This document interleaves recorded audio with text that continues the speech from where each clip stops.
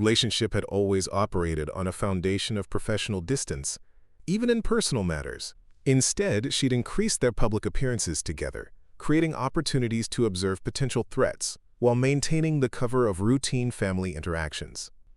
"How's Professor Harrington?" her father asked, a seemingly casual question that carried layers of meaning. "Demanding as always," Emily replied evenly. "He's asked me to help coordinate the security symposium next month." Translation: Your former colleague at Langley is concerned about the surveillance patterns too. I'll be running counter-surveillance during the upcoming diplomatic function. Admiral Reeves nodded slightly. He always did have good judgment about people. Their conversation continued in this vein, discussing mundane family matters and academic politics while exchanging coded references to security concerns that neither would acknowledge directly. Around them, ambitious students and government employees typed frantically on laptops, completely unaware of the conversation happening beneath the conversation at the corner table. When her father excused himself to the restroom, Emily's gaze drifted across the coffee shop, cataloging faces with the automatic efficiency of someone who'd been trained to remember details that most people overlooked. Near the window, a man in a gray jacket tapped his phone screen with deliberate casualness. His coffee had remained untouched for 23 minutes. His sightlines provided a clear view of their table. Emily made a note in her phone without looking down at the screen. Another pattern piece confirmed. The man in the gray jacket wasn't an immediate threat, more likely conducting preliminary surveillance. The real concern was why. Her father had enemies, certainly. 3 decades in naval intelligence guaranteed that. But retirement had removed him from operational authority 2 years ago. His current role as a university lecturer and occasional consultant shouldn't have warranted this level of attention. Unless someone believed he still had access to something valuable, or knew something they didn't want revealed. When Admiral Reeves returned, Emily shifted the conversation toward his upcoming lecture schedule. "Still going to New York next weekend?" "Thursday through Sunday," he confirmed, giving the keynote at Columbia's security conference. Emily nodded, her expression revealing nothing about the decision she'd just made. She would follow him to New York, not because he needed protection. Despite his age, Richard Reeves was still more than capable of handling himself, but because the pattern suggested escalation. Surveillance rarely remained just surveillance. Eventually, it became something else. As they parted outside the coffee shop, her father squeezed her shoulder gently. "Don't work too hard on that dissertation." Translation: Be careful, Emily smiled. "See you next week." She watched him walk toward the university, noting how he automatically varied his pace and route, old habits from decades of operational security. Then she turned in the opposite direction, her movements casual and unhurried as she began a carefully structured route designed to confirm whether she was being followed. 3 blocks later, she had her answer. The man from the coffee shop had maintained distance, but his presence at each turning point was confirmation enough. Emily continued walking, her external demeanor unchanged while her mind analyzed options. She could lose him easily. She'd been trained by experts in counter-surveillance. But sometimes maintaining contact with a known observer provided more valuable intelligence than breaking it. She decided to give him something to report. Entering a bookstore, she browsed military history texts for 17 minutes before purchasing a biography of Admiral William McRaven, a selection that reinforced her cover as a dutiful daughter and academic following in her father's professional interests. Back on the street, Emily headed toward campus, maintaining awareness of her follower without making it obvious she'd detected him. When she entered the university library, she noted the time he remained outside before departing. 12 minutes. Long enough to confirm her location, but not so long as to risk being noticed. Professional, but not top tier. Inside, Emily settled at a study carrel and opened her laptop.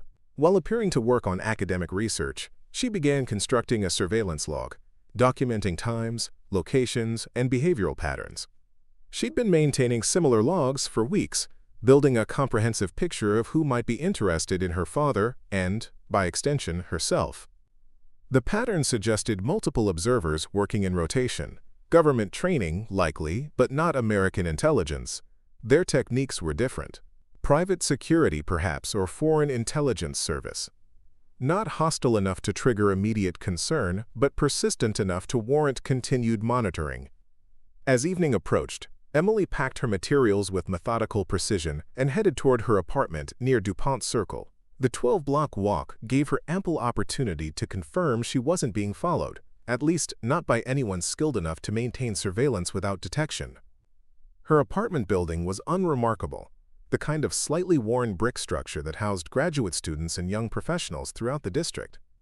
Her third-floor unit was equally nondescript, furnished with the standard-issue furniture of someone who hadn't decided whether their current location was temporary or permanent. Only a trained observer would notice the subtle security modifications. The reinforced door frame. The secondary locks that didn't match the building's standard installation. The window sensors that weren't connected to the property management company's system. Emily secured the door behind her, conducted her standard security sweep, and only then allowed her shoulders to relax slightly. Moving to the kitchen, she prepared a simple dinner while mentally reviewing the day's observations. The pattern was becoming clearer, but the motivation remained obscured. Her phone chimed with a text message from her roommate, Sophia. "Working late. Don't wait up." Emily acknowledged the message with a brief reply. Sophia Chen was the perfect roommate for someone maintaining a cover. A surgical resident whose brutal schedule meant she was rarely home and too exhausted to ask probing questions when she was. Their relationship was friendly but surface level, exactly how Emily preferred it. After dinner, she opened her laptop and connected to a secure server through a series of proxies and encrypted channels. Her Special Projects folder contained surveillance logs dating back 3 months, each entry tagged with location data, behavioral assessments, and pattern analysis. She added today's observations, noting the increased proximity of surveillance subjects and the first confirmed instance of secondary surveillance directed at her rather than just her father. The pattern was escalating, which meant whatever timetable they were operating on was accelerating. Emily leaned back, contemplating the most likely scenarios. Corporate espionage seemed unlikely. Her father's consulting work was deliberately non-sensitive. Political leverage was possible, but would have manifested differently. That left classified information as the most probable target, something from his naval intelligence career that retained value even in retirement. The question was what, and why now, 2 years after he'd left active service. She closed the file and cleared her browser history, though the real security lay in the encrypted virtual machine that would leave no trace on her actual hardware. Opening her legitimate academic files, she spent 2 hours working on her dissertation. Maintaining her cover even in private was a habit she'd never broken. At precisely 11 p.m., Emily changed into running clothes and left her apartment for her nightly 5-mile route. The habit was both genuine. She maintained rigorous physical conditioning and tactical, allowing her to survey the neighborhood under the guise of routine exercise. The April evening carried just enough chill to justify the lightweight jacket that concealed her running belt with its unusual contents. As she moved through the quiet streets, her pace steady but unhurried, Emily's senses remained alert for anything out of place. Near the 2-mile mark, she detected movement in the park to her right, a shadow that shifted in a way natural shadows don't. Emily maintained her pace without hesitation, her breathing unchanged as she cataloged details. Male, approximately 6 feet, athletic build, positioned to observe the street while remaining concealed behind the tree line. Amateur, she thought. A professional would have accounted for the ambient light from the street lamps that silhouetted his position when he moved. She continued past without acknowledging the watcher, but mentally adjusted her route to circle back from a different approach. 10 minutes later, Emily passed the same location from the opposite direction. The observer had changed positions but remained in the park, now crouched near a bench with a clear view of the intersection. Definitely watching for someone, but his position suggested he was expecting his target to arrive by vehicle, not on foot. Not following her specifically then. Possibly setting up for her father, who sometimes drove this route when visiting her apartment. Emily completed her run without further incident, her expression revealing nothing about the calculations happening behind her calm exterior. Back in her apartment, she added the new observation to her log, cross-referencing it with previous patterns. The picture was becoming clearer, and she didn't like what she was seeing. Someone was mapping her father's movements with increasing precision. Someone was establishing surveillance points along his regular routes. Someone was preparing for something more direct than observation. Emily showered and changed into sleepwear, her movements automatic while her mind continued processing the evolving threat assessment. In bed, she stared at the ceiling, mentally reviewing security protocols and contingency plans she'd established months ago but hoped never to implement. Tomorrow she would need to accelerate her own preparations. Tomorrow she would need to decide whether to alert her father directly or continue gathering intelligence. Tomorrow the game would advance whether she was ready or not. Emily Reeves closed her eyes and regulated her breathing into the pattern of deep sleep, though her mind remained alert beneath the illusion of rest. Years of training had taught her to find recovery, even when true sleep was tactically inadvisable. Another skill from a resume that officially didn't exist. Morning arrived with gray light filtering through blinds and the distant sounds of DC traffic building toward rush hour. Emily rose at precisely 5:30 a.m., completing her morning routine with efficient movements that wasted neither time nor energy. By 6:15, she was seated at her small kitchen table, reviewing news feeds and encrypted messages while appearing to any observer like just another graduate student, starting her day with coffee and current events. Nothing in her expression revealed that she'd made her decision during the calculated rest period that had substituted for actual sleep. Today she would force their hand. Today she would turn the observers into the observed. Today she would discover exactly what they wanted with Admiral Richard Reeves. The psychology of surveillance operations followed predictable patterns. Observers grew complacent when targets maintained consistent behaviors. They became less careful when they believed their subjects remained unaware of their presence. They made mistakes when their routines were disrupted by unexpected variations. Emily intended to exploit all three vulnerabilities. Her phone chimed with a message from her father. "Lunch today?" Department meeting canceled. The message was unexpected but perfect. She replied immediately, "Can't. Today. Study group for comprehensive exams. Tomorrow?" This deviation from their established pattern would force any surveillance team to adapt, potentially revealing additional team members as they repositioned to maintain coverage. Emily dressed for campus in her standard unremarkable attire, but added a Georgetown baseball cap pulled low over her eyes. Not suspicious enough to trigger alerts, but sufficient to complicate facial recognition from distance or security cameras. Leaving her apartment, she took a deliberately different route toward campus, one that would force mobile surveillance to adjust quickly or lose visual contact. As she walked, her awareness extended outward in expanding circles, noting vehicles that pulled away from curbs, pedestrians who changed direction, the subtle electronic signatures of communication devices activating in sequence. 3 blocks from campus, Emily ducked into a small bookstore, using the maze of shelves to determine whether she'd picked up a tale. The elderly shopkeeper barely looked up from his crossword puzzle as she browsed military history texts, methodically working her way toward the rear exit. There, a flash of movement outside the window, the same man from yesterday's coffee shop surveillance, moving too quickly to maintain proper distance. Amateur mistake, she thought. Professionals maintained consistent pacing to avoid standing out.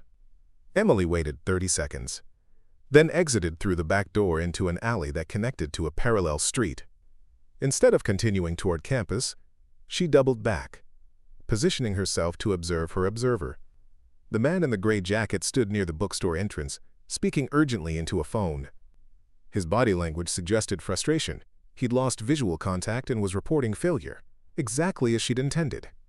When a second figure approached from the south, a woman in a red coat who moved with the practiced casualness of someone trying too hard to appear ordinary, Emily had confirmation. Multiple surveillance teams, coordinating to maintain coverage. This was no corporate operation. This was professional-level surveillance with significant resources.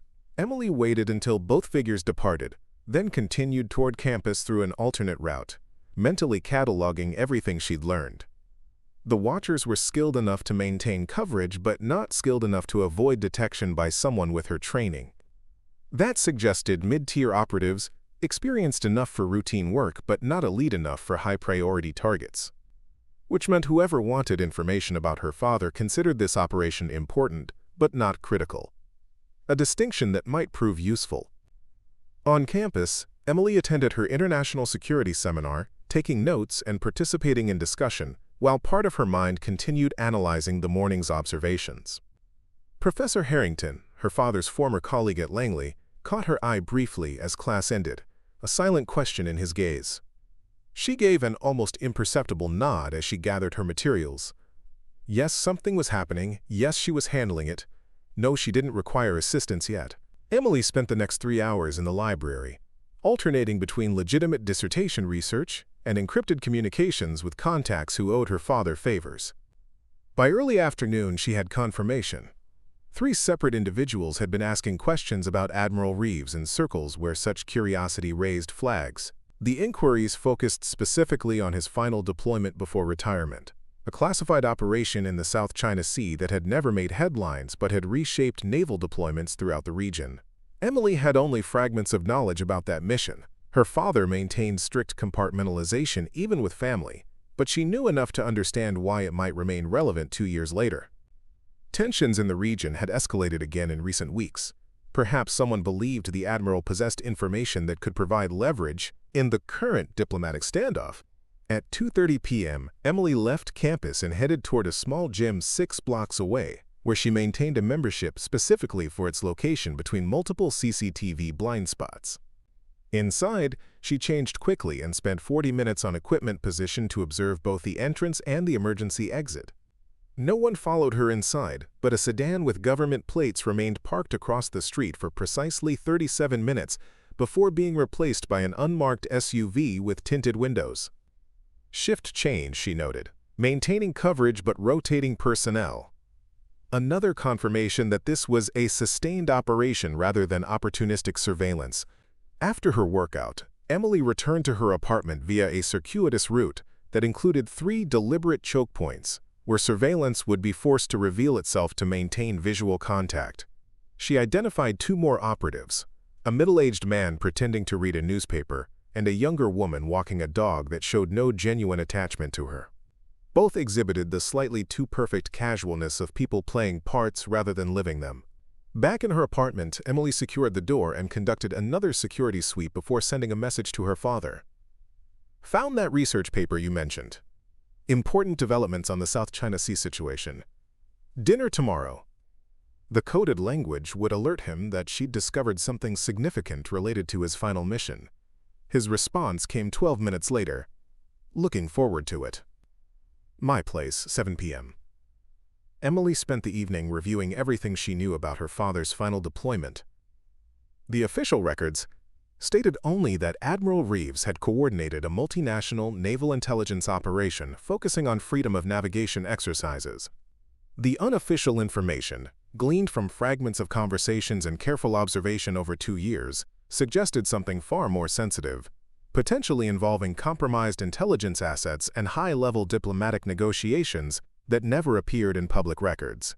Whatever had happened during those 3 months had accelerated her father's retirement plans and led to his current low-profile academic position, a significant step down for someone once tapped for Joint Chiefs consideration. As midnight approached, Emily prepared for sleep with the same methodical efficiency that characterized all her movements. Tomorrow would require peak mental performance. Tomorrow she would need to shift from observation to action. The surveillance pattern suggested preparation for something beyond mere intelligence gathering. The timing, resources, and focus all pointed toward an imminent approach, either to her father directly or through her as leverage. Emily preferred to control the circumstances of that approach, rather than merely react to it. She set her alarm for 4:30 a.m., early enough to move before the surveillance teams established morning positions, and closed her eyes, allowing herself exactly 6 hours of carefully managed rest. When her alarm vibrated silently under her pillow, Emily rose instantly, fully alert without the transition most people required. Years of training had conditioned her body to move from sleep to operational readiness without intermediate stages.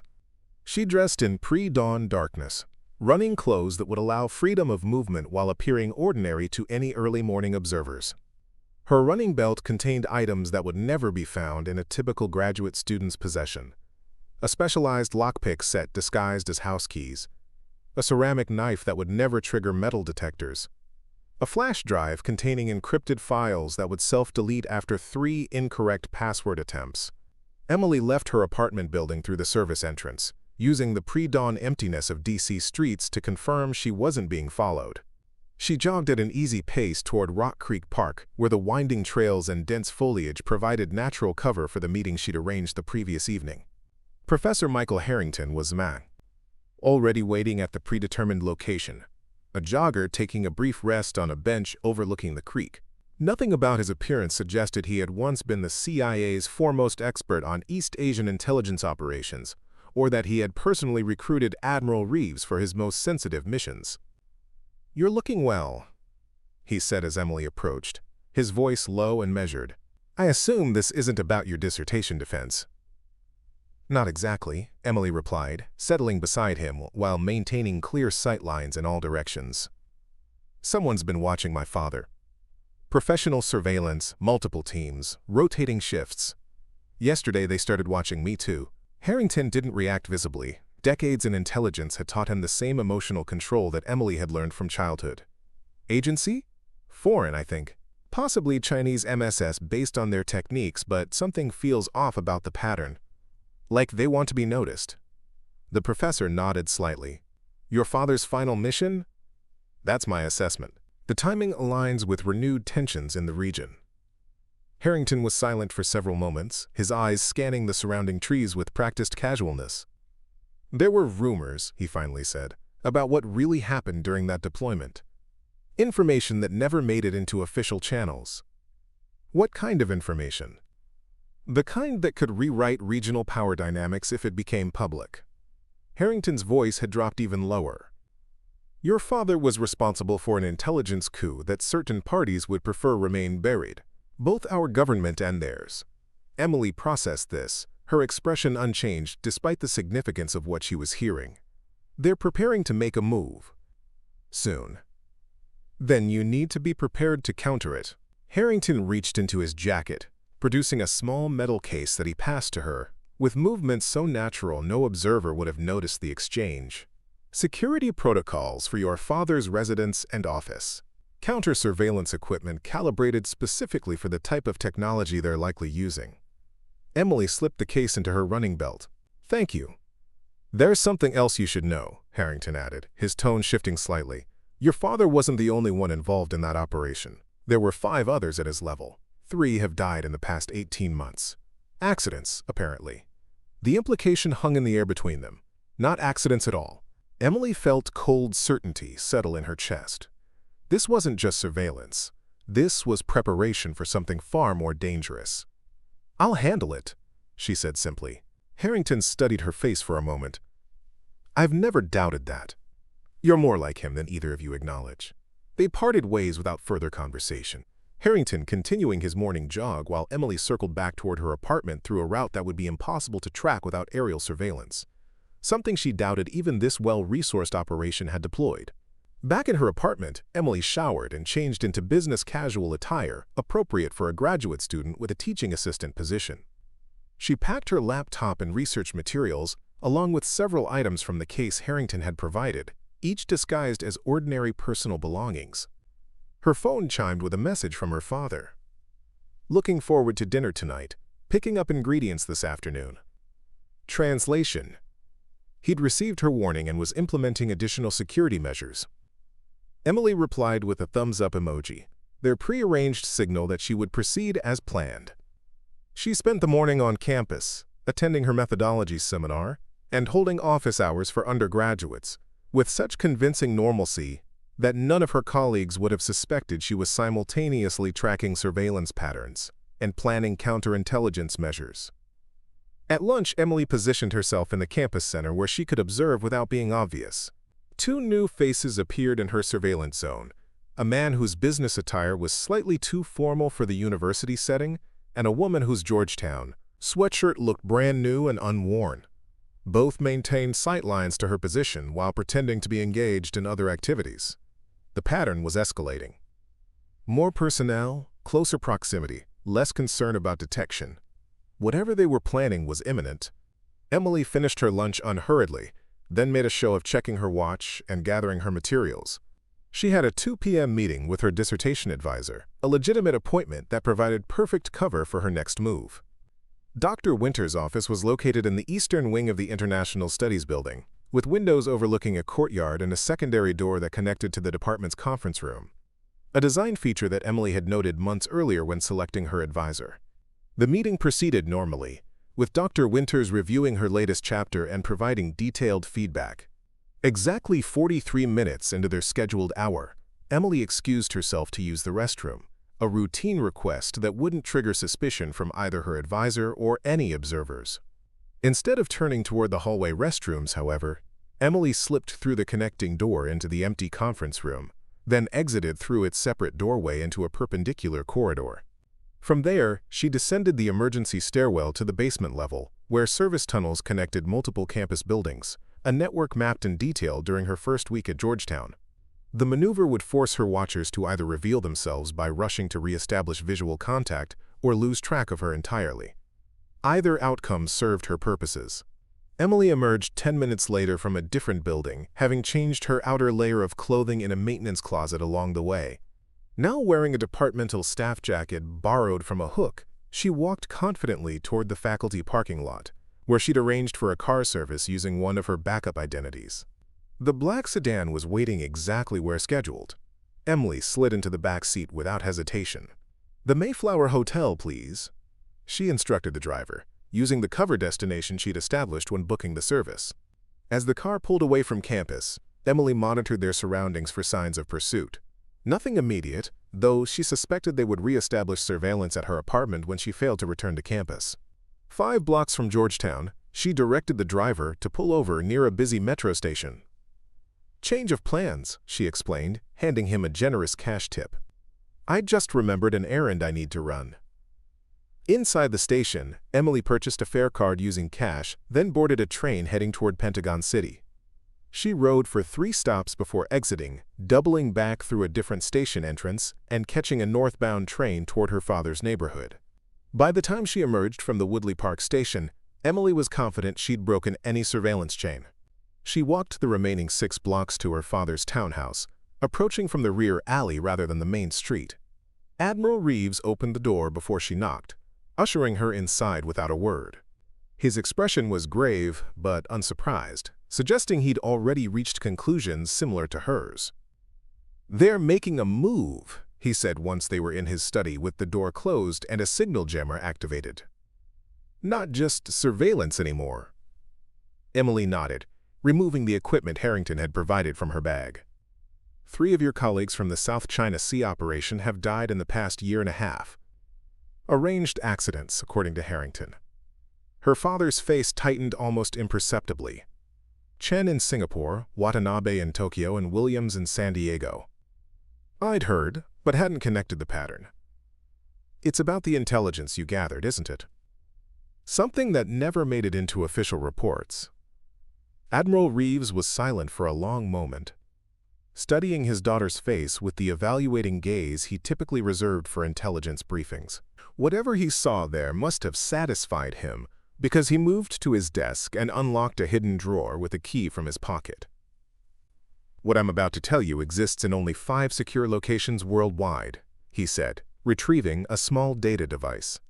2 years ago, during freedom of navigation exercises in the South China Sea, we intercepted communications that confirmed Chinese military intelligence had compromised 3 high-level American assets in the Pentagon, State Department, and National Security Council. Emily absorbed this without visible reaction, though its implications were staggering. Compromised assets at that level could have reshaped American policy toward China for years. "Instead of exposing the breach through official channels," her father continued, "which would have triggered a diplomatic crisis and forced the assets to go dormant, we initiated a shadow operation, feeding controlled information through the compromised channels, while extracting maximum intelligence value before closing the vulnerability." "The perfect counterintelligence play," Emily said softly. "But if that operation was successful, why are they moving against participants now? Why the surveillance and the arranged accidents?" Admiral Reeves connected the data device to a specialized reader, "Because what we discovered went far beyond compromised American officials. We uncovered evidence of a long-term strategic plan involving artificial intelligence development, quantum computing research, and deep penetration operations targeting critical infrastructure across multiple allied nations." Emily's mind raced through the implications. Evidence that would reshape the current diplomatic standoff if it became public. Exactly. Her father's voice was grim. Evidence that certain parties within our own government preferred to leverage quietly rather than expose openly. The picture was becoming clearer now. Not just foreign intelligence services hunting for leaked secrets, but potentially American agencies as well, each with their own agenda regarding how this information should be handled. Tonight, Admiral Reeves said with quiet certainty, they'll make their move.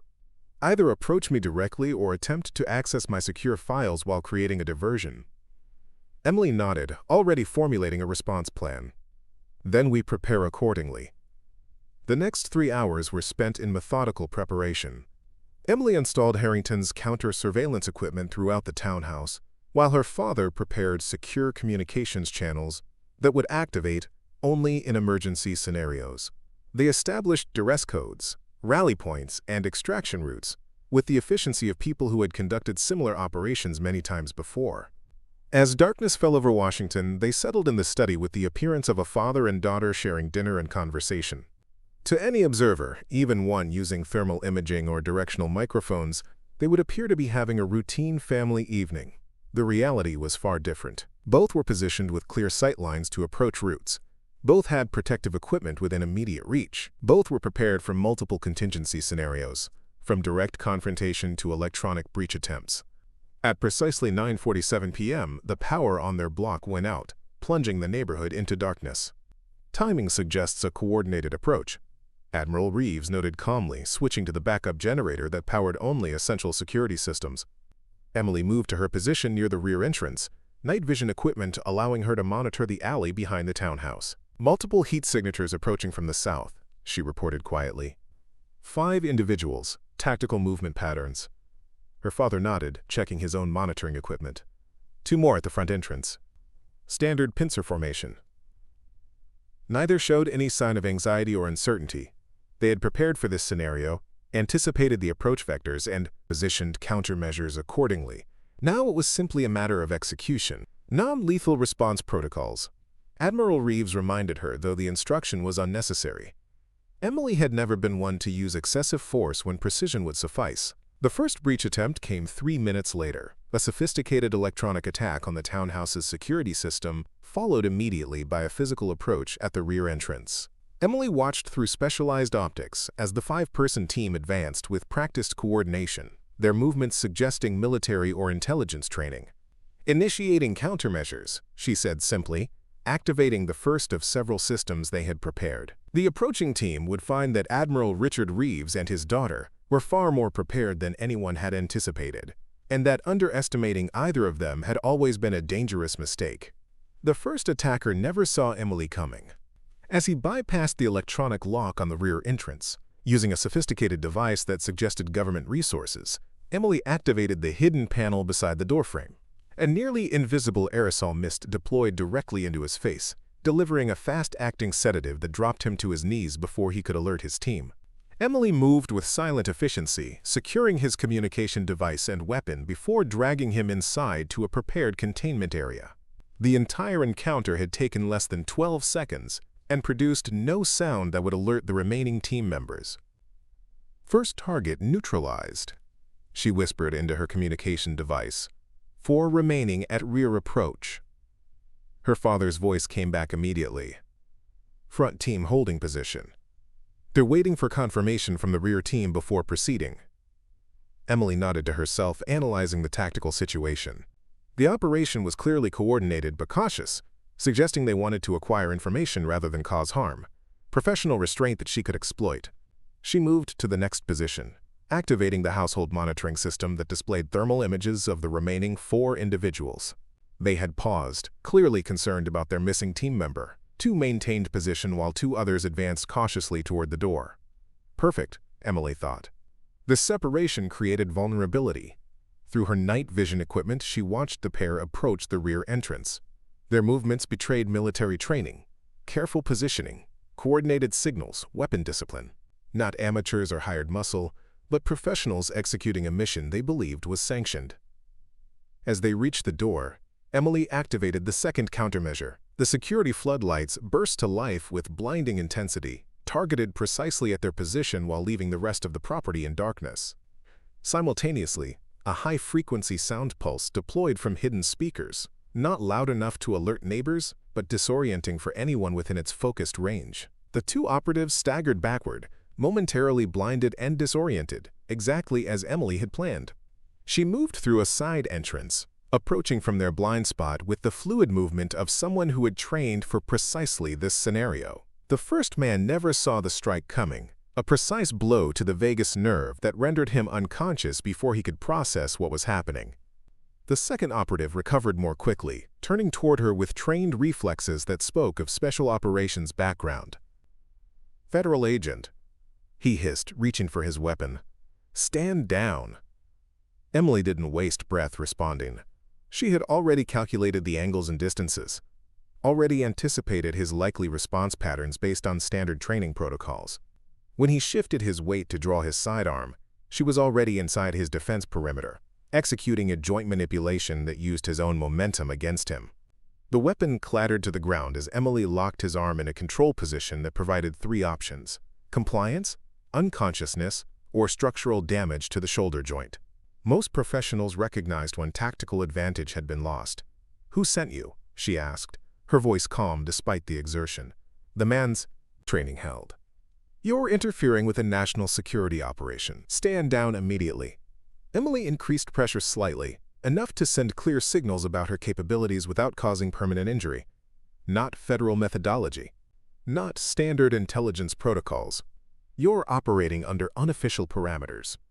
Something in her assessment must have struck home, because the man's resistance faltered momentarily. Emily used the opening to apply precise pressure to carotid blood flow. Not enough to cause unconsciousness, but sufficient to induce compliance. "Last chance," she said quietly. "Who authorized this operation?" "You don't want to know the answer to that question." He managed, his voice strained but still professional. "Some doors shouldn't be opened." Emily heard movement behind her, the remaining two operatives advancing now that their forward team had been compromised. She needed to end this quickly. "Then I'll find out myself," she replied, applying final pressure to the carotid artery until the man slumped unconscious in her grip. She lowered him silently to the ground before retrieving his communication device and moving back toward the house. Inside, her father's voice came through her earpiece with urgent clarity. "Front team is advancing. They've realized something's wrong." "Copy," Emily acknowledged, moving toward the prepared position they'd established for exactly this scenario. "Implement Protocol Sierra." Protocol Sierra was something they'd developed years earlier, a comprehensive security response designed to neutralize threats while preserving intelligence value. In practical terms, it meant shifting from defensive posture to controlled offensive operations. Admiral Reeves activated the system from his command position, triggering specialized lockdown protocols throughout the townhouse. Reinforced barriers deployed over windows and doors. Communications jammers activated at higher intensity, and targeted defensive measures prepared at each potential entry point.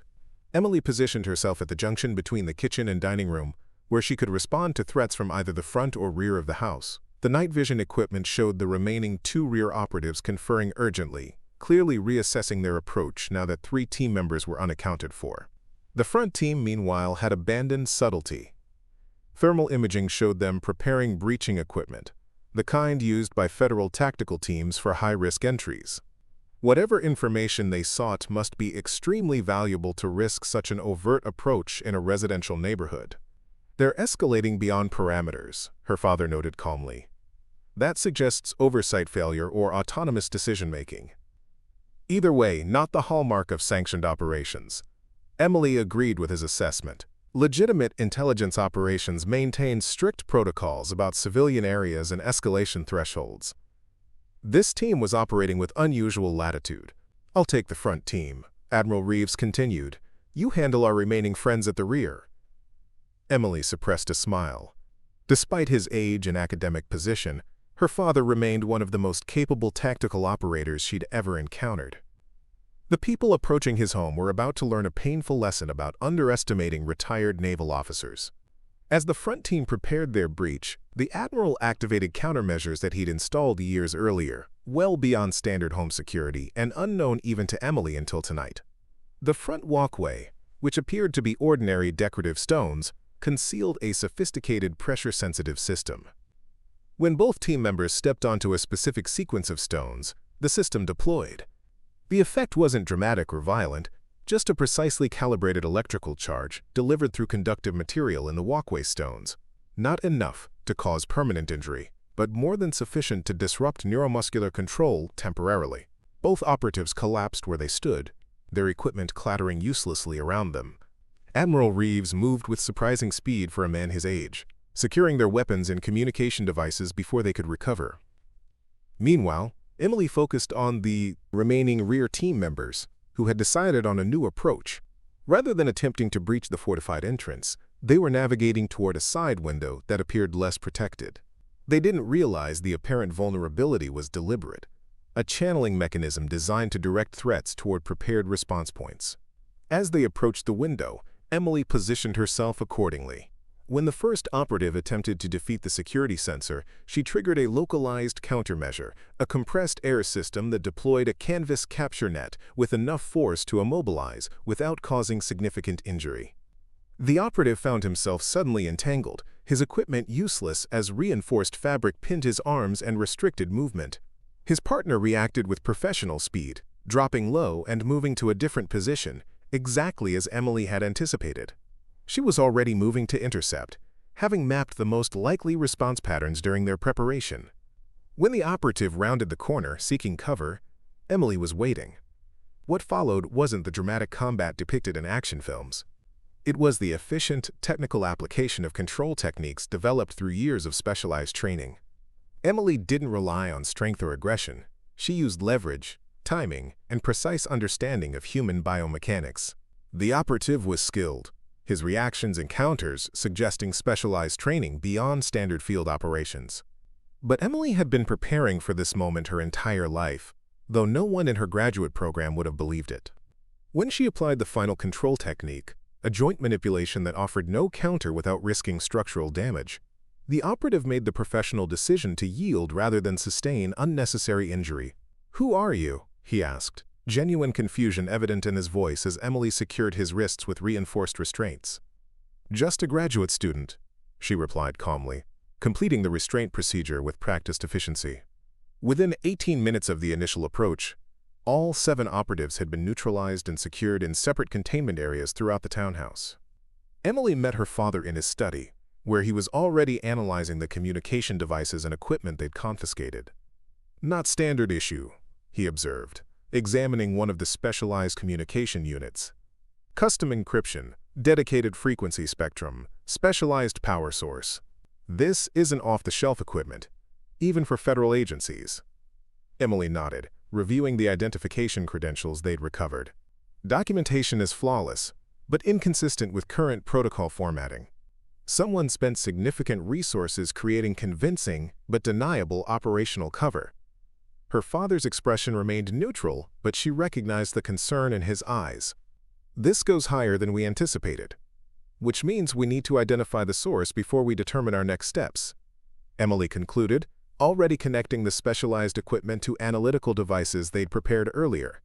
For the next hour, they worked in focused silence, extracting data, analyzing communication patterns, and building a comprehensive picture of the operation that had targeted them. What emerged was disturbing even to people accustomed to the shadowed world of intelligence operations. "Private contractors," Admiral Reeves finally said, looking up from his analysis. "Funded through specialized accounts connected to 3 different intelligence agencies but operating outside official oversight channels." Emily completed her own assessment of the communication logs. The authorization codes trace back to a joint task force established after your South China Sea operation, a containment unit designed to manage potential information leakage, or to ensure certain information never becomes public, her father added grimly. The picture was becoming clearer. Not foreign intelligence services seeking classified information, but elements within their own government working to contain knowledge that could reshape current diplomatic and security arrangements. "We need to talk to them," Emily said, gathering her materials. "One of them might reveal who's actually running this operation." Admiral Reeves nodded, but his expression suggested he already had a theory. I have a suspicion, but we'll need confirmation before proceeding.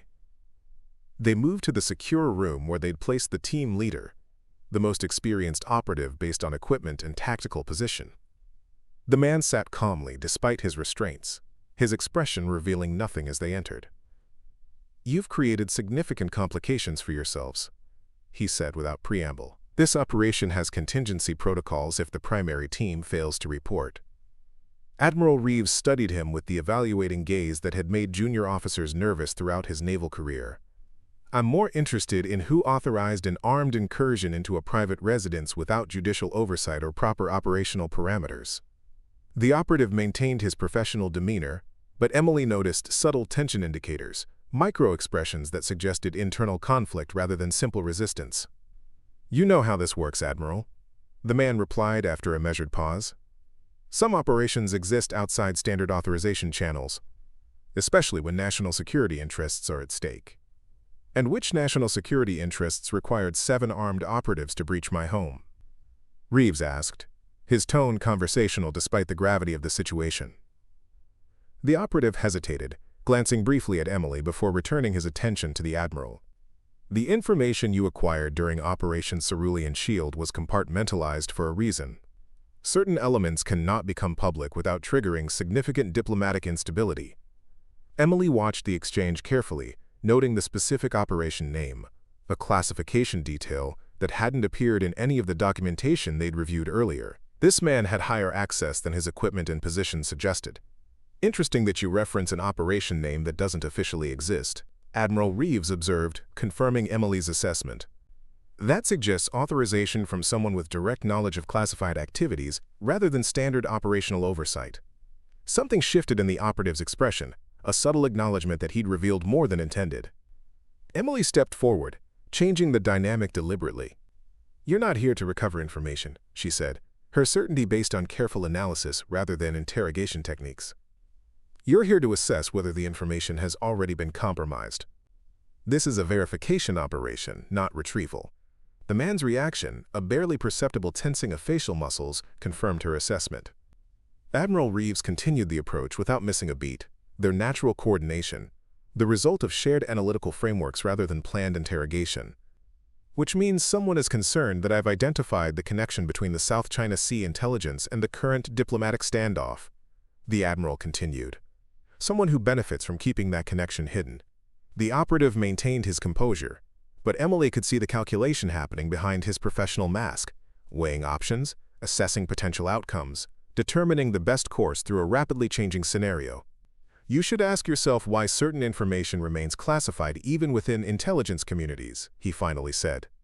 "Some knowledge is restricted because its release would benefit no one, not the public, not national security, not even transparency advocates. Some doors should remain closed." Admiral Reeves leaned forward slightly. "I'm more concerned about who's making those decisions and their motivation for doing so, especially when they're operating outside established oversight mechanisms."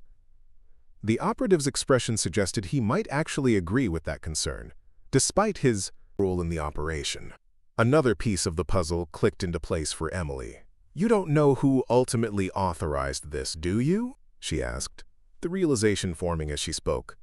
"You're operating through cutouts and intermediaries, deniable assets implementing compartmentalized objectives without full operational context." Something in her assessment struck home. The man's expression shifted subtly, not surrender or confirmation, but a professional acknowledging a perceptive analysis. "Sometimes compartmentalization protects both the mission and the operators," he replied carefully, "especially when the stakes involve matters beyond national interests." Admiral Reeves exchanged a glance with Emily, both recognizing the implication. This wasn't just about protecting classified intelligence or managing diplomatic fallout. The operation involved something that transcended standard national security parameters, something with implications beyond governmental concerns. "Corporate interests," Emily concluded, the pattern suddenly clarifying. "The intelligence you gathered didn't just identify compromised officials or foreign operations. It revealed corporate involvement in espionage activities." Her father nodded slowly, the final pieces falling into place. "Corporations with significant investments in the technological developments we uncovered. Entities that couldn't afford public exposure of their involvement in dual-use technology transfers." The operative neither confirmed nor denied their assessment, but his silence was confirmation enough. They had identified the missing component that explained the unusual operational parameters and resources committed to this mission. How many of these corporations have board members who previously served in intelligence capacities? Admiral Reeves asked, though his tone suggested he already knew the answer. The revolving door between government and private sector has always created ethical complications, the operative replied carefully, especially in sensitive technological domains. Emily understood the full picture now. Not just government agencies working to contain sensitive intelligence, but corporate interests with connections to former intelligence officials, entities that stood to lose billions if certain information became public. "We need to make a decision," she said to her father, her voice low but clear. "About what happens next." Admiral Reeves considered their options with the methodical analysis that had characterized his entire career. Emily could almost see the decision trees forming in his mind, evaluating potential outcomes, assessing risks and benefits, determining optimal courses of action. "We'll need insurance," he finally said, turning back to the operative. "Verification that no further operations will be initiated against us or anyone connected to us." The man studied them both before responding. "I can't provide guarantees beyond my operational parameters, but I can convey your position to those with authority to make such decisions." "That won't be sufficient," Emily interjected, her tone professional but unyielding. "We'll need direct communication with decision-makers, not intermediaries or cutouts." "That's not how this works," the operative began, but Admiral Reeves raised a hand, interrupting the response. "It's exactly how this works when standard protocols have been abandoned," he said, his voice carrying the quiet authority that had commanded intelligence operations across 3 continents. "When someone authorizes extrajudicial operations against a retired naval officer in his private residence, the normal rules no longer apply." The Admiral reached into his pocket, retrieving a small device that Emily recognized immediately. A specialized communication module with direct access to secure channels that bypassed standard intelligence networks. "We're going to speak directly with Deputy Director Harrington," Reeves continued, activating the device, "and through him, to whoever authorized this operation. Then we'll determine appropriate next steps based on that conversation." The operative's expression revealed genuine surprise for the first time, not at the Admiral's connections, but at the specific communication technology he possessed. Equipment that shouldn't exist outside classified facilities. "You've maintained capabilities beyond your retirement authorization," the man observed, professional appreciation evident despite the circumstances. Admiral Reeves allowed himself a slight smile. "I've maintained relationships with people who understand the importance of independent verification channels, especially when operating in environments where standard oversight might be compromised." As her father established the secure connection, Emily considered how thoroughly they'd both been underestimated. The surveillance teams had observed a retired naval officer and his graduate student daughter, assessing them as manageable targets rather than the formidable opponents they had proven to be. It was a mistake people had been making about both of them their entire lives, assuming that quiet competence indicated vulnerability rather than carefully cultivated capability. When Deputy Director Harrington's voice came through the secure channel, Admiral Reeves outlined the situation with the precision and clarity that had characterized his intelligence briefings throughout his career. No accusations or demands, just factual assessment and clear expectations regarding resolution. Emily watched the operative's expression as the conversation unfolded, noting the gradual shift from professional neutrality to reluctant respect. Whatever happened next, these operatives would never again underestimate either Admiral Richard Reeves or his seemingly ordinary daughter. The secure call with Deputy Director Harrington lasted precisely 27 minutes, a conversation that shifted from tense confrontation to reluctant negotiation as the full picture emerged. Emily observed the exchange with the analytical detachment she'd cultivated through years of training, noting the subtle shifts in language and tone that revealed far more than the actual words being exchanged. By the time Admiral Reeves terminated the connection, the parameters of a resolution had been established. Not the clean victory that dramatic narratives might have demanded, but the pragmatic compromise that characterized real-world intelligence operations. "They're standing down," her father said, securing the communication device. "All operations targeting us will cease immediately, with verification protocols established through neutral third parties." Emily nodded, already considering next steps. And the information from Operation Cerulean Shield remains classified, but with additional oversight implemented through a bipartisan congressional committee.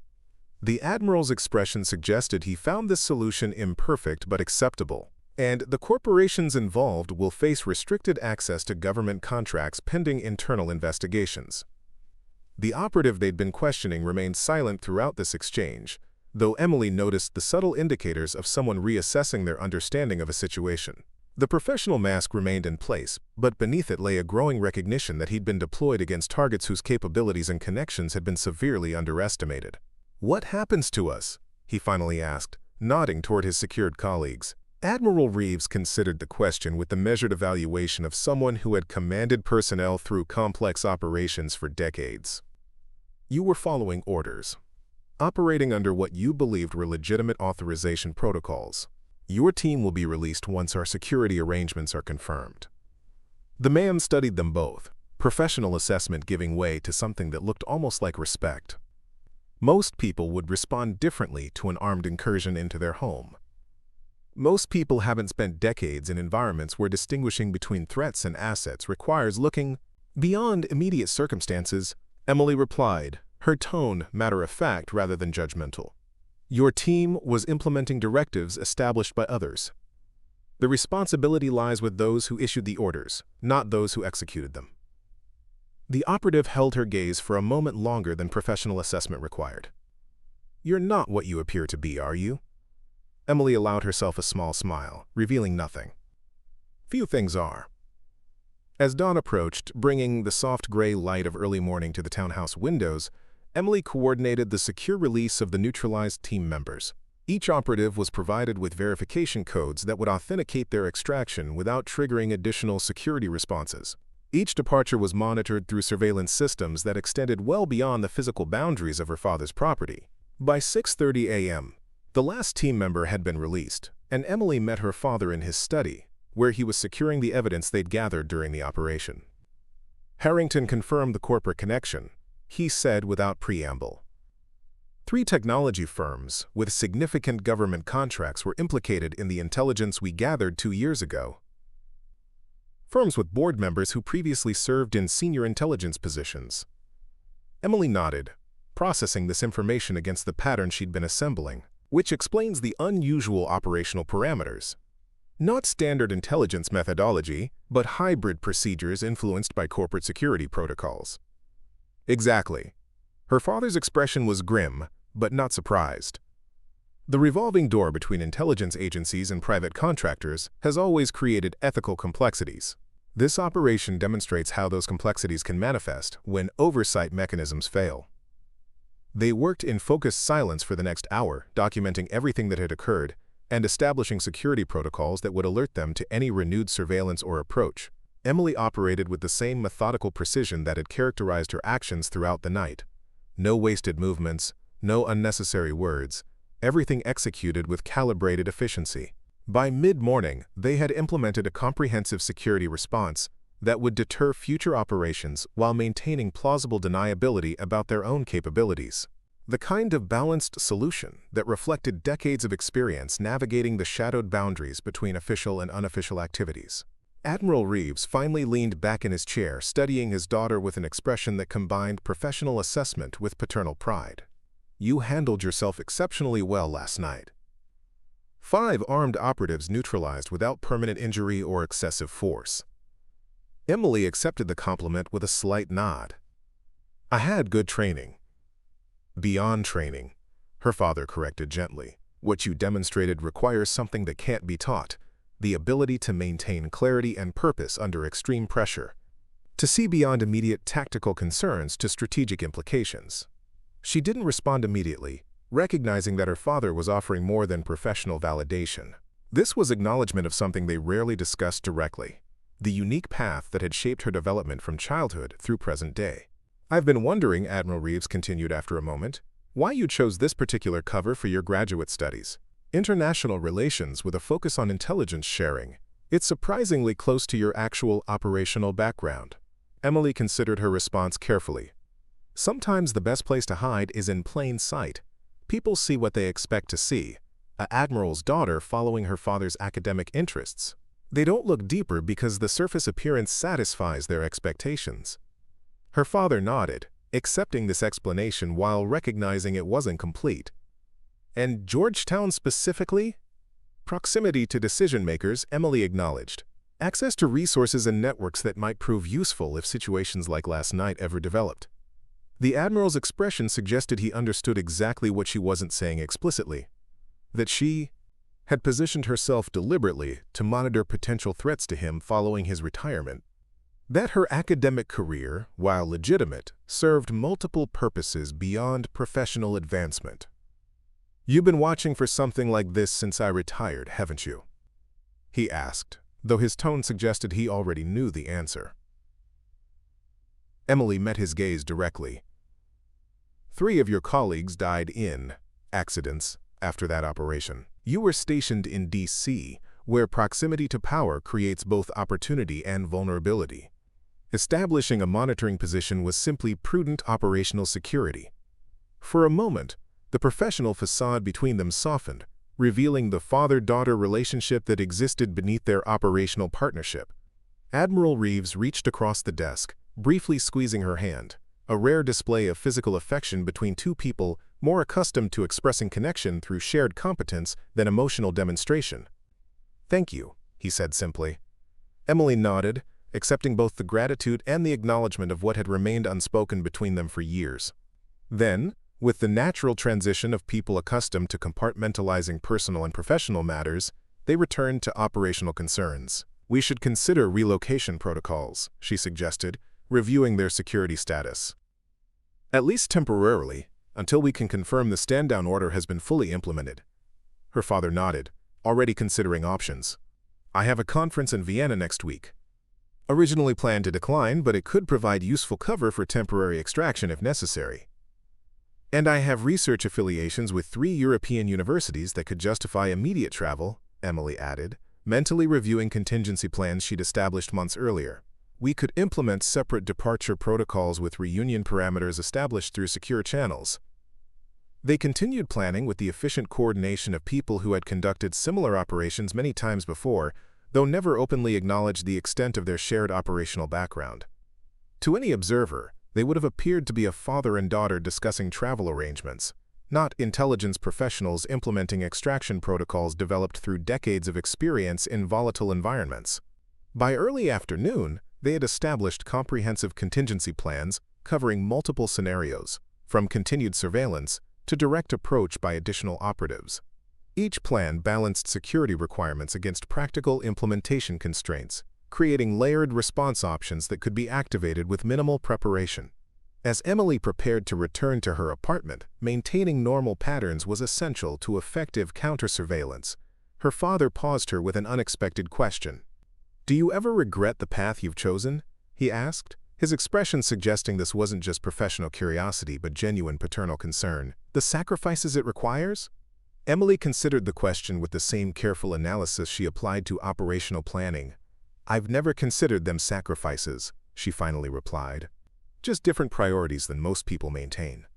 Different measures of what constitutes meaningful contribution." Admiral Reeves studied her for a moment longer, his expression suggesting he recognized something of himself in her response. "Your mother worried that my career would shape yours too definitively, that you'd feel obligated to follow similar paths without exploring alternatives." "It wasn't obligation," Emily corrected gently. "It was recognition. From childhood I observed how your work created tangible impact beyond what most careers offer. How operating in spaces between official boundaries sometimes achieves what conventional approaches cannot." Her father nodded slowly, accepting this perspective while clearly still processing its implications. "Just be careful that the operational mindset doesn't become the only lens through which you view your life. There's value in experiences that can't be measured by mission parameters or strategic objectives." Emily smiled, a genuine expression rather than the controlled response she typically presented to the world. "I'm aware. That's why I maintain authentic engagement with my academic work and genuine relationships with people who know nothing about my operational background." She collected her belongings with the same methodical efficiency that characterized all her movements, preparing to return to her graduate student identity with the seamless transition that came from years of practice moving between operational personas. "I'll monitor the surveillance patterns over the next 48 hours, she said, returning to practical matters. "If they maintain the stand-down as promised, we can reassess the need for extraction protocols." Admiral Reeves nodded, already checking the secure communication channels they'd established during the night. "I'll coordinate with Harrington to verify implementation of the Oversight Committee. We should have confirmation by tomorrow evening." As Emily prepared to leave, navigating the same exit routes she'd analyzed during the night's operation, her father offered one final observation, a rare acknowledgement of something that usually remained unspoken between them. "What you did last night, neutralizing 5 trained operatives without causing permanent injury or escalating the situation beyond controlled parameters, that's not something that can be taught through standard training programs. That's something innate, something that can be refined through experience but must exist naturally within the individual." Emily paused, recognizing the significance of what he was saying. Not just professional validation, but acknowledgement of natural aptitude that transcended trained skills. "Perhaps it's genetic," she suggested with the slight smile that so rarely appeared outside these private moments. Her father returned the smile, professional distance momentarily replaced by genuine warmth. "Perhaps." The following week unfolded with meticulous precision as Emily maintained her cover as a graduate student, while simultaneously monitoring for any indication that the operation against her father had resumed. Each day followed carefully structured routines that balanced academic requirements against security protocols, creating the appearance of normal graduate student life while maintaining constant vigilance. By Wednesday, the verification channels they'd established confirmed what direct observation had already suggested. The operation had indeed been terminated. Surveillance teams had been withdrawn, electronic monitoring had ceased, and the corporate entities implicated in the original intelligence had entered into closed-door negotiations with regulatory authorities. Emily met her father for their regular coffee meeting, maintaining the appearance of routine family interaction while exchanging operational updates through practiced conversational patterns. "Professor Harrington asked about your lecture series," she said as they settled at their usual corner table, the statement conveying that their mutual contact had confirmed the security arrangements remained in place. Admiral Reeves nodded, understanding the coded message. "Still scheduled for next month. I'm looking forward to it." Their conversation continued in this vein, discussing seemingly ordinary matters while exchanging critical information about security status and operational developments. To any observer, even one with intelligence training, they appeared to be nothing more than a father and daughter catching up over coffee. Just another family moment in a city filled with powerful people pretending to be ordinary. As their meeting concluded, Emily gathered her materials with the same methodical precision that characterized all her movements. "Will you be at the department reception on Friday?" "Wouldn't miss it," her father replied, the simple confirmation carrying layered meaning about continued coordination and shared monitoring of potential developments. They parted outside the coffee shop, maintaining the casual demeanor of people with no reason to believe they were being observed. Emily watched her father walk toward the university, noting how he automatically varied his pace and route, habits ingrained through decades of operational security that would never fully disappear, regardless of his current academic role. As she turned toward campus, Emily reflected on the events of the past week and their implications for her continuing role. The operation against her father had been neutralized, but the underlying issues remained unresolved. Corporate interests, with connections to intelligence agencies, continued to operate in shadowed spaces between official boundaries. Oversight mechanisms remained vulnerable to manipulation by those with sufficient resources and connections, which meant her self-appointed mission hadn't ended. It had simply evolved to address changing circumstances. She would continue her academic career, building credentials and connections that provided both cover and leverage. She would maintain her operational capabilities while appearing to be nothing more than a promising graduate student following in her father's scholarly footsteps. And she would continue monitoring the intersections where corporate influence met intelligence operations, where private interests shaped public policy, where the boundaries between official and unofficial became dangerously blurred. Not because anyone had assigned her this role, but because she recognized the necessity of independent verification in systems vulnerable to compromise. Because she understood that sometimes the most important operations occurred outside official parameters, conducted by people whose capabilities remained deliberately understated. Emily Reeves had perfected the art of being overlooked, not because she feared attention, but because she recognized the tactical advantage it provided. The quiet graduate student that no one suspected could neutralize 5 trained operatives would continue her work, unseen and unacknowledged, maintaining vigilance in spaces where others saw only shadows. That was her choice. That was her contribution. That was the path she had selected, not from obligation or expectation, but from recognition that some missions required capabilities that couldn't be taught or assigned, only cultivated through the unique combination of natural aptitude, specialized training, and deliberate purpose. As she walked across campus toward her afternoon seminar, Emily appeared to be just another graduate student hurrying to class, her expression revealing nothing about the operational assessment continuing behind her calm exterior. Just another young woman pursuing academic advancement in a city filled with ambition and aspiration. Only those who knew where to look would recognize the precision in her movements, the awareness in her scanning patterns, the calculated positioning that spoke of environments where such habits meant survival. Only those with similar training would detect the capability behind the deliberately unremarkable exterior. And that was exactly as she intended it to remain. Up next, you've got 2 more standout stories right on your screen. If this one hit the mark, you won't want to pass these up. Just click and check them out. And don't forget to subscribe and turn on the notification bell so you don't miss any upload from us. Emily Reeves had perfected the art of being overlooked. As she slipped into the crowded coffee shop near Georgetown University, she chose her seat with the same calculated precision she applied to everything else. Halfway down the wall, back to the corner, clear view of both exits. The kind of spot where she could observe everything while remaining practically invisible. Before we jump back in, tell us where you're tuning in from. And if this story touches you, make sure you're subscribed, because tomorrow, I've saved something extra special for you. At 24, Emily had learned that being unremarkable was often an advantage. Her chestnut hair was pulled back in a simple ponytail, neither stylish nor outdated. Her clothes, jeans, navy sweater, canvas shoes, were the uniform of countless college students across D.C. The only detail that might catch a trained eye was how she positioned herself and her belongings. Coffee at 2 o'clock. Notebook perfectly centered. Phone positioned for instant access. Everything arranged with the kind of muscle memory that spoke of places where sitting wrong could get you killed. The coffee shop buzzed with that particular energy you get when ambitious interns, political science majors, and Hill staffers converge in the same space. Everyone trying to prove they belonged in a city built on power. Everyone certain they were destined for something important. At the far table, Jason Keller leaned back in his chair like he owned the building, his Georgetown law sweatshirt and perfect haircut screaming future senator. Next to him, Megan Walsh spread policy papers across the table with the confidence of someone who'd never met a problem she couldn't solve with superior analytics. Dr. Richard Reeves entered, carrying his usual stack of academic journals, the kind of entrance that announced he wasn't just another professor grabbing caffeine between lectures.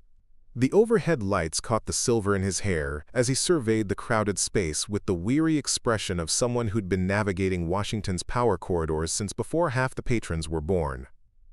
"Emily?" he smiled, spotting her in the corner. Early, as always. Emily returned the smile, genuine but measured. "Hi, Dad." Few people in D.C. connected soft-spoken Emily Reeves with her father, the renowned Admiral Richard Reeves, whose naval intelligence career had shaped international policy for decades.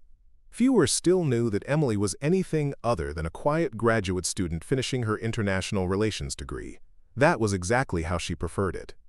"How's the dissertation coming?" he asked, settling across from her with his coffee. "On schedule," she replied, her voice giving away nothing. The dissertation was real enough, an analysis of intelligence sharing between allied nations during maritime operations. What most of her professors didn't realize was that her research drew from first-hand experience in places that didn't appear on any official maps. Their weekly coffee meetings had become a tradition during her 2 years at Georgetown. On the surface, just a father and daughter catching up. In reality, one of the few places where Emily didn't have to pretend to be less than she was. Preparing and narrating this story took us a lot of time, so if you are enjoying it, subscribe to our channel. It means a lot to us. Now back to the story. "Your mother called," Admiral Reeves said, sipping his coffee. "She's wondering if you're coming home for the weekend." "Something about Aunt Susan visiting." Emily nodded, making a mental note. "I'll try. Depends how much progress I make on Chapter 4. What remained unspoken between them was the real reason their meetings had become weekly rather than monthly. 3 months earlier, Emily had noticed surveillance patterns that suggested someone was watching the Admiral. Nothing obvious, just the kind of subtle indicators that most people would never recognize. The same car appearing too often, the same faces recurring in different locations. Digital patterns in his communication that suggested external monitoring. She hadn't told him directly. Their